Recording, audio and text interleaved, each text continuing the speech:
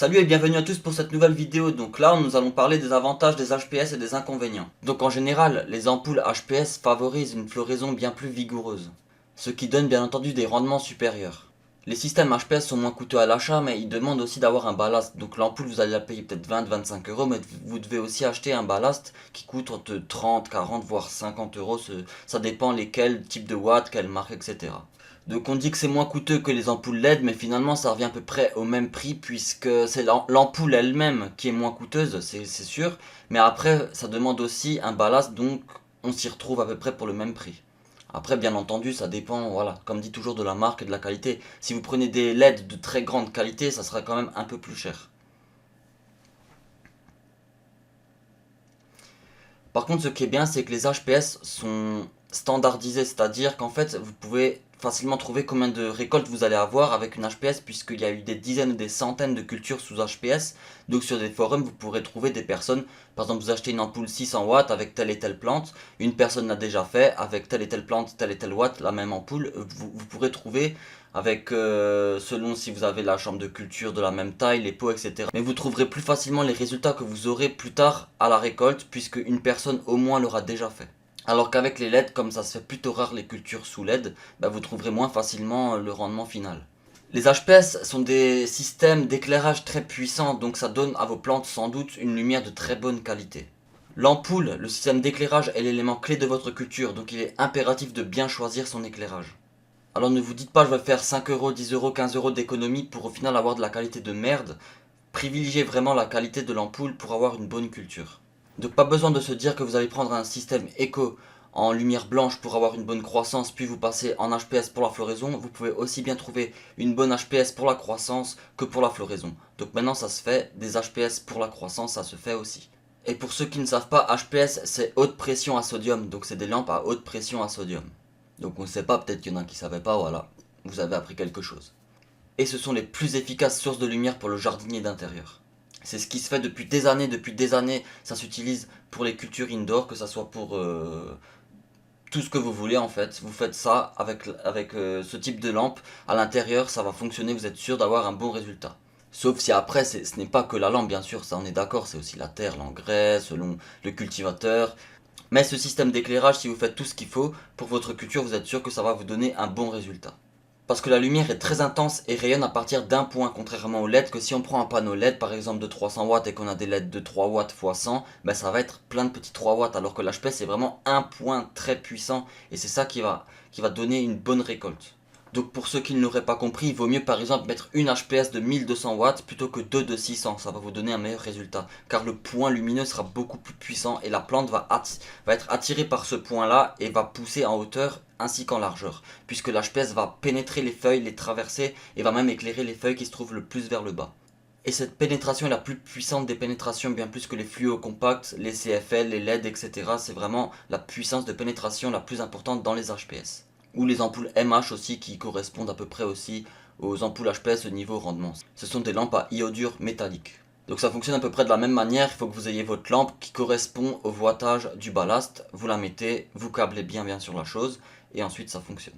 Et j'insiste vraiment sur ce point qu'il est très important de ne pas mélanger par exemple une ampoule 600 watts avec un ballast 400 watts. Il faut vraiment que le ballast soit 600 watts pour l'ampoule 600, 1200 pour l'ampoule 1200, etc. Vous pouvez pas, si vous commencez à mélanger les trucs, déjà ça va pas fonctionner. Ou alors si ça va fonctionner très mal, vous prenez des risques dans votre culture.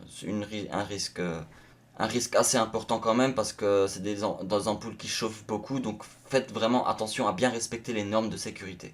Donc maintenant on va parler des inconvénients des HPS, parce que les HPS c'est beau, c'est bien, ça éclaire bien, ça consomme du courant certes, mais bon, ça donne un bon rendement, ça chauffe, c'est comme il faut. Mais maintenant il y a vraiment des inconvénients là-dessus. Sur le positif on peut aussi trouver du négatif. Donc déjà ces lampes-là sont moins chères à l'achat, certes, mais elles sont très énergivores. Donc finalement vous allez débourser aussi cher qu'une ampoule LED, que vous allez payer plus cher à l'achat, mais vous allez consommer beaucoup plus d'énergie avec une HPS. Donc au final c'est EDF qui va vous rattraper sur la facture. Et pour refroidir justement cette chaleur, il faudra augmenter la puissance des ventilos, il faudra utiliser un cool tube, il faudra prendre les moyens adéquats aux besoins de la plante pour pas que ça dépasse une chaleur de 28 degrés. Parce que là déjà ça va faire un coût en courant supérieur, puisque si vous devez alimenter des ventilateurs pour refroidir la plante, sachant que l'ampoule elle consomme déjà beaucoup d'énergie, ça va vous faire une consommation électrique supérieure. Donc on l'a déjà dit, ces ampoules nécessitent un ballast et un réflecteur pour fonctionner. Et bien sûr, un ballast et un réflecteur individuel. C'est pas vous mettez deux ampoules de 600 watts sur un ballast de 600 watts, c'est un ballast pour une ampoule.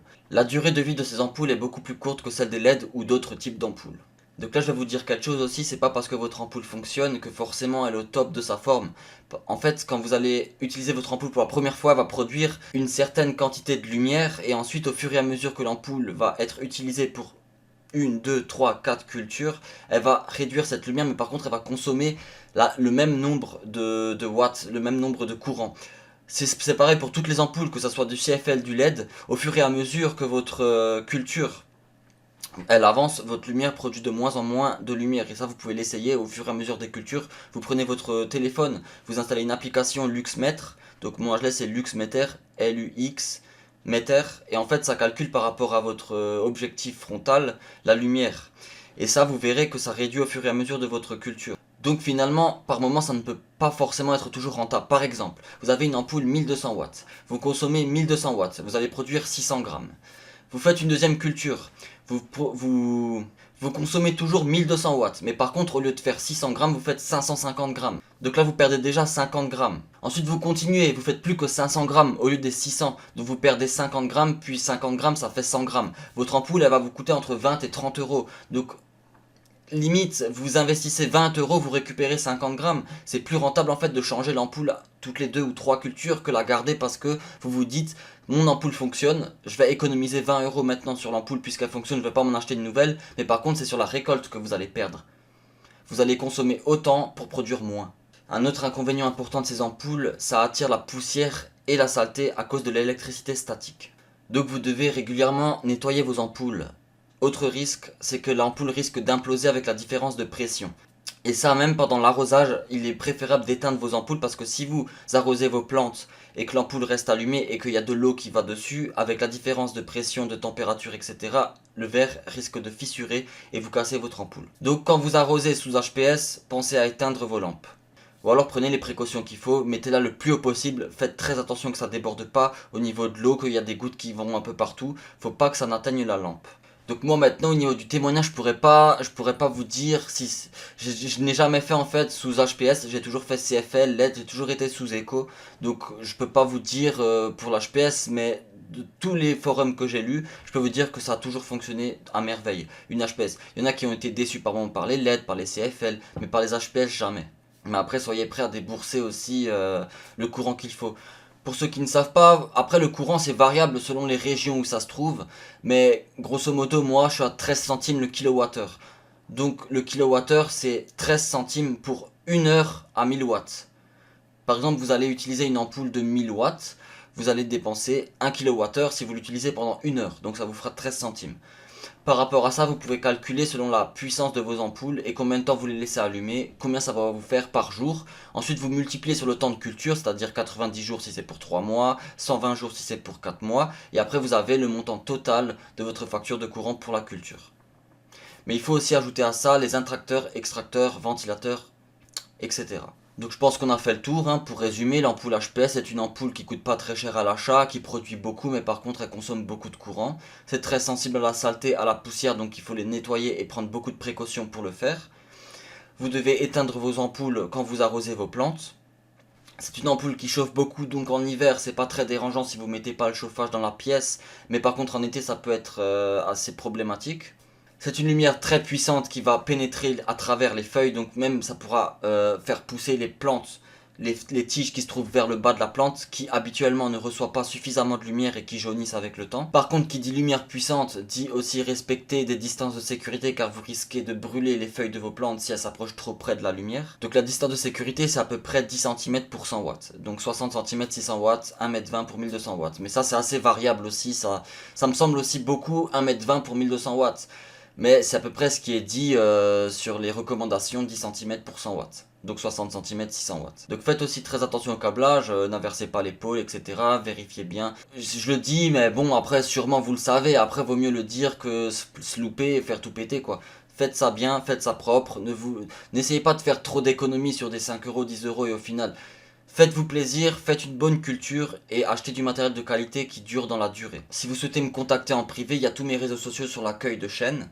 Donc il y a mon Twitter, tout ça. Je ne réponds jamais sur mon Facebook personnel. Donc ça je le dis, ça sert à rien de me contacter sur mon Facebook personnel.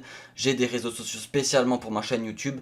Donc j'aimerais que vous vous servez de ces réseaux-là. Parce que mon réseau personnel, c'est mon réseau personnel. Et je désire pas mélanger entre ma vie de youtubeur et mon Facebook personnel. Donc comme d'habitude, si cette vidéo t'a plu, n'hésite pas à la liker, à la commenter et à t'abonner pour d'autres vidéos. Tu peux proposer des sujets en commentaire.